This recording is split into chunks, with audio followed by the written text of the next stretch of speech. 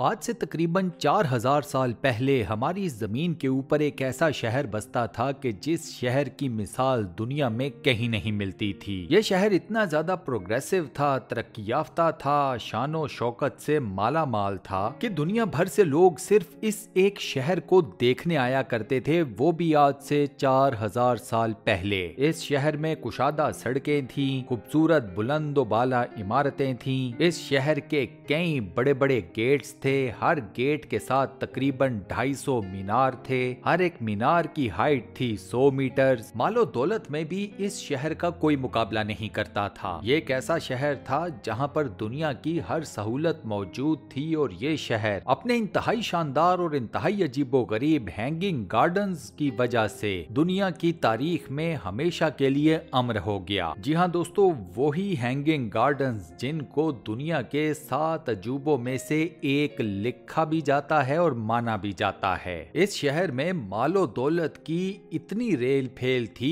कि लोग खाले सोने के बने हुए फनपारे बनाया करते थे। इस शहर में बाल नाम के एक देवता का खाले सोने का बना हुआ मुजस्मा बनाया गया। इसके अलावा एक ऐसा शानदार टेबल भी इस एक शहर में बनाया गया जो कि 22,000 किलो खाले सोने का बना हुआ था। इस शहर में मौजूद बादशाह का शाही महल ऐसा था कि दुनिया भर के किसी भी दूसरे बादशाह का शाही महल इस शहर के शाही महल का मुकाबला नहीं करता था। यह वो शहर था कि जिसका एक टावर ही पूरी दुनिया में इंतहाई फेमस हो गया, मशहूर हो गया। जी हाँ दोस्तों, हम बात कर रहे हैं एंशिएंट दुनिया के मशहूर जमाना शहर बाबुल की। आज की स्पेशल वीडियो में हम बात करेंगे शहर बाबुल की। यह शहर आज से 4000 साल पहले उस सरजमीन के ऊपर बसा करता था जिसे आज हम इराक कहते हैं। ये वीडियो आपको बाबुल शहर के बारे में इंतहाई हैरान कुन हैरत अंगेज किस्म के फैक्ट्स बताने वाली है। सो इस वीडियो को शुरू से लेकर आखिर तक कंप्लीट जरूर देखिएगा। तो चलिए शुरू करते हैं।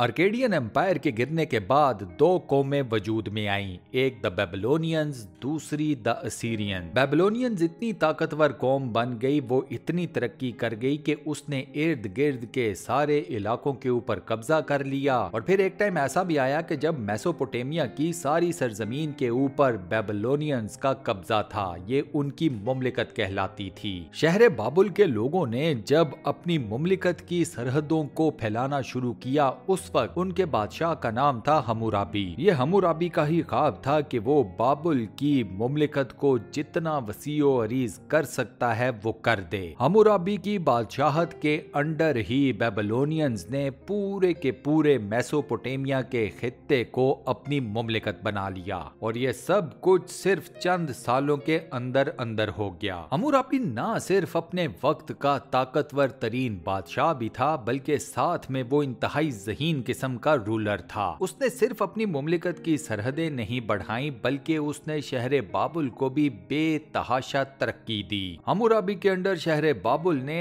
हर तरह से प्रॉस्पर किया। बाबुल शहर का मेजर हिस्सा दरियाए फरात के किनारे पर वाक़या था। किश्तियों की आमदो रफ्त डेली बेसिस के ऊपर इस शहर में हुआ करती थी, जिसकी वजह से इस शहर की तिजारत में बेतहाशा इजाफा हुआ। और ये बात मैं और आप बड़े अच्छे तरीके से जानते हैं कि जब तिजारत तरक्की करती है तो पैसा खुला आता है। हम्मुराबी ने तिजारत के नतीजे में आने वाला सारा पैसा शहर बाबुल की तजीनो, आराइश और तरक्की में लगाया। बाबुल अपने टाइम का सबसे एडवांस्ड और मॉडर्न किस्म का शहर था। यहाँ पर हर वो टेक्नोलॉजी यूज की जाती थी जो कि उस पर्टिकुलर टाइम में दुनिया के किसी भी कोने में मौजूद थी और इंसानों के लिए वो टेक्नोलॉजी कारामद थी। इसी तरक्की की वजह से बाबुल शहर अपने टाइम का दुनिया का सबसे बड़ा शहर था। इस शहर के बिल्कुल सेंटर में इस शहर के लोगों ने एक पिरामिड तामीर किया जिसकी हाइट 100 मीटर्स थी। ये पिरामिड इस्तेमाल किया जाता था मजहबी रसूमात अदा करने के लिए। शहर के हर मेजर गेट से डायरेक्ट एक रोड सिर्फ इस एक पिरामिड की तरफ आया करती थी। इस पिरामिड के चारों तरफ महल्लात थे, खूबसूरत बागात थे, आर्ट वर्क के ऐसे ऐसे फनपारे थे कि जिसे देखकर आंखें खुली की खुली रह जाएं। ये वो नजारे थे कि जो उस वक्त दुनिया के किसी दूसरे शहर में सिरे से मौजूद ही नहीं थे। इस शहर में हर तरह का इल्म फन भी तरक्की पा रहा था, जैसे एस्ट्रोनॉमी, जियोमेट्री, लिटरेचर और कई दीगर सब्जेक्ट्स। इस शहर के लोगों ने दुनिया को लिखने का फन सिखाया। नोट्स लेना, नोट्स लिखना शहर बाबल में ही इजाद हुआ था। इसी शहर में मैथमेटिक्स जैसा सब्जेक्ट इजाद हुआ। यही शहर है जिसके लोगों ने दुनिया को ज़राअत का फन दिया। जी हाँ, एग्रीकल्चर भी बेबीलोनियंस की ही इजाद है। इसके अलावा दोस्तों ये भी कहा जाता है कि व्हील या पहिया पहली मर्तबा इंसानों की तारीख में बाबल शहर के अंदर ही दरियाफ्त हुआ था। बेबीलोनियंस अपनी तमाम तर हिस्ट्री को, यानी कि अपनी तमाम तर तारीख को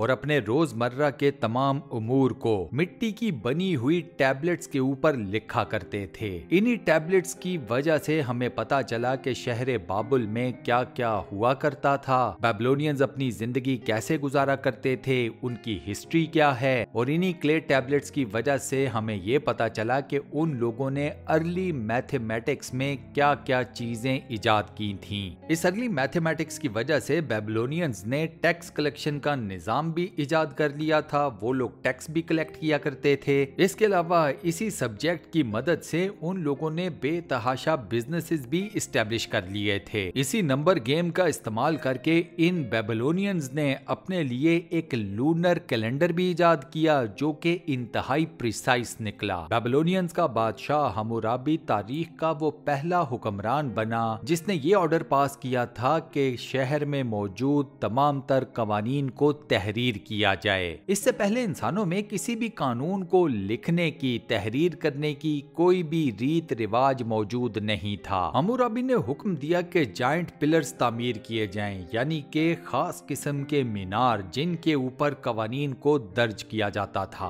उस जमाने में बाबल शहर के अंदर तकरीबन 300 के करीब कवानीन नाफिज थे। ये सारे के सारे कवानीन इन्हीं मीनारों के ऊपर तहरीर कर दिए गए। ये कवानीन गुलामों की खरीदो फरोख्त, टैक्स के तमाम तर अमूर, ज़राअत के शोबे से मुतल्लिक तमाम तर मसाइल, गुलामों को तनख्वाह देने के तमाम तर मामलात, शादी ब्याह के मामलात, बच्चा अडॉप्ट करने का प्रोसीजर, तलाक के मसाइल और रियासती अमूर की कई दीगर चीजों के बारे में थे। हम्मुराबी की वफात के बाद बाबुल शहर का भी डाउनफॉल शुरू हो गया। हम्मुराबी के बेटों के अंदर अपनी बाप जैसी ना तो सलाहियतें थीं और ना ही वो कॉमन सेंस के जिसकी बेस के ऊपर वो इतने बड़े शहर के ऊपर अपना इक्तदार कायम रख सकते। कुछ ही अरसे बाद कैसाइट्स ने शहर बाबुल के ऊपर हमला किया, हम्मुराबी के बेटों को शिकस्त दी और अब बाबुल शहर चला गया कैसाइट्स के अंडर। कैसाइट्स ने हम्मुराबी के तमाम कवानीन को नल एंड वॉइड कर दिया। कैसाइट्स से यह शहर छीना असीरियंस ने। असीरियंस ने एक लंबा